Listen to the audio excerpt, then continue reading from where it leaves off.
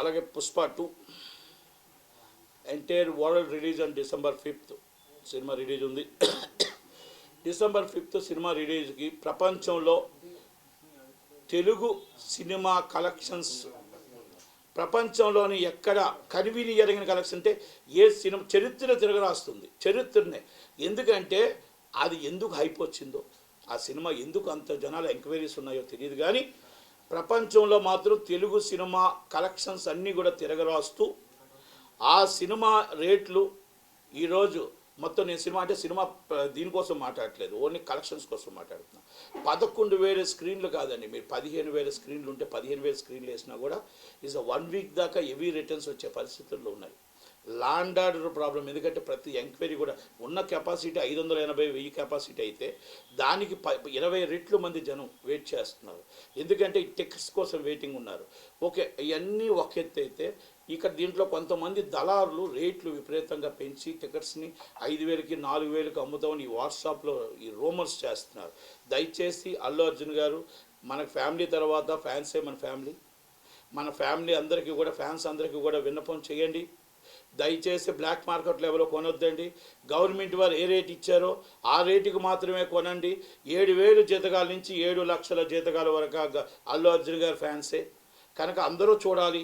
7,000 జీతగాడు cinema చూడాలి, 7 లక్షల జీతగాడు cinema చూడాలి కనుక అందరికీ అందుబాటులో ఉండే విధంగా సినిమా చూడాలి కనుక ఫ్యాన్స్ అందరికీ కూడా మీరు దయచేసి బ్లాక్ మార్కెట్ లెవెల్లో కూడా ప్రోత్సహించకండి, దళారుల దగ్గర ప్రోత్సహించకండి.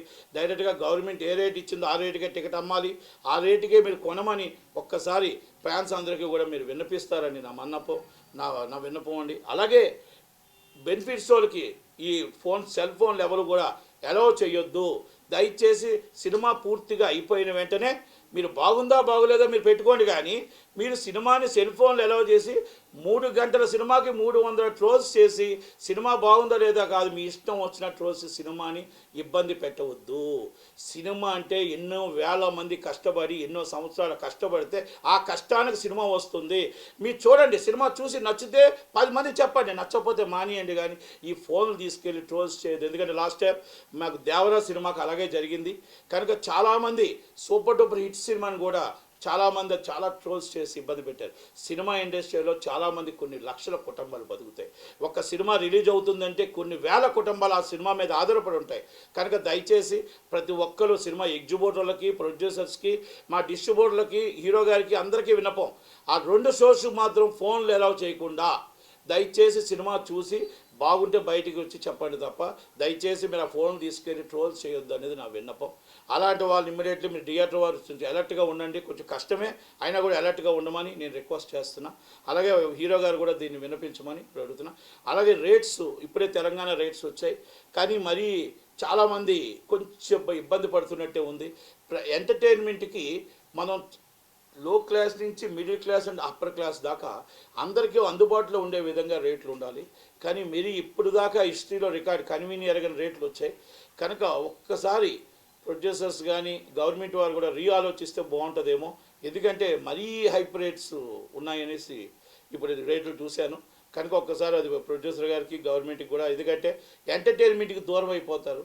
ఎందుకంటే సామాన్య ప్రజానీకం సినిమా చూడాలి, అందరూ చూస్తేనే సినిమా కాబట్టి ఒక్కసారి ఆలోచించండి రేట్ల మీద, పునరాలోచించమని అడుగుతున్నాను. ఎందుకంటే 1,239 రూపాయలు ఏదో ఐనాక్స్ వచ్చినట్టుంది, అలాగే మీకు మామూలుగా 800 రూపాయలు బెనిఫిట్స్ ఏదో వచ్చినట్టుంది, మామూలు టికెట్స్ వచ్చి 400 రూపాయలు, 500 రూపాయలు ఏదో 600 రూపాయలు ఏదో వచ్చే రేట్లు ఇంకా పూర్తిగా చూడలేదు, జియోలో మామూలు బయట మీరు మీడియా ఇయడమే కనుక దయచేసి ఒక్కసారి గవర్నమెంట్ కూడా ఎప్పుడూ ఇవ్వలేదు ఇంతదాకా ఇలాంటి రేట్లు, కానీ సినిమా హై బడ్జెట్ అయ్యింది, ఎక్కువగా ఎక్స్పెక్టేషన్ ఉంది కాబట్టి ప్రజలను కూడా మనం వాళ్ళని రెండోసారి 1కి 5 సార్లు చూసే విధంగా చూడాలి తప్ప వాళ్ళు మనం ఒకటేసారి మనం ఈ కలెక్షన్స్కి టికెట్స్ అంత హై రేట్ పెట్టడం అనేది కరెక్ట్ కాదేమో. ఒక్కసారి రివ్యూ చేయమని గవర్నమెంట్ని అడుగుతున్నా.